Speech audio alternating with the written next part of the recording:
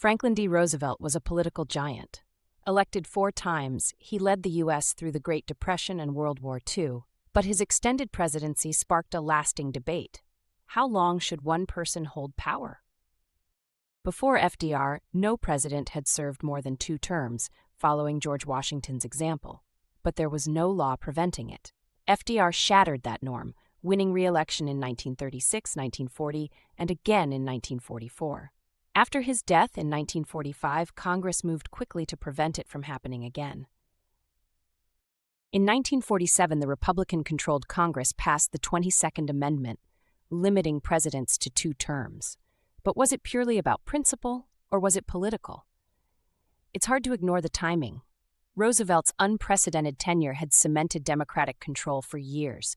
Republicans, eager to curb their rivals' dominance, saw the amendment as a safeguard against overly long-lasting Democratic control of the White House.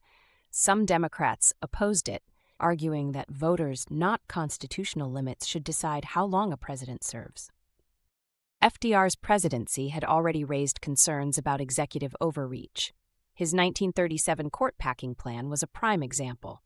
Frustrated that the Supreme Court was striking down his New Deal programs, he proposed adding up to 6 new justices, enough to tip the court in his favor. The move was legal, but the backlash was immediate.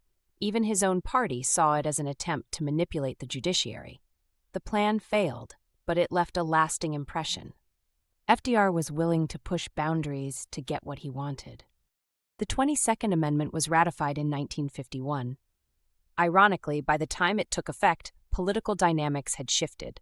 In 1952, Republican Dwight Eisenhower won the presidency, and by the time he left office, some in his own party regretted the amendment.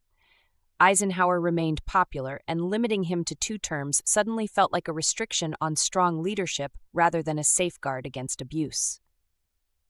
The same debate arose again with Ronald Reagan.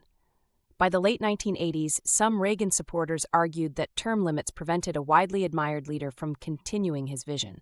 Yet, despite occasional efforts to repeal it, the 22nd Amendment remains firmly in place. In the end, Roosevelt's presidency reshaped the American government in ways both intentional and not. His leadership expanded federal power, redefined the presidency, and spurred lasting checks on executive authority. The 22nd Amendment wasn't just about him. It was about the future. But the question remains, was it a safeguard against tyranny, or just a political move against a dominant party? Maybe it was both.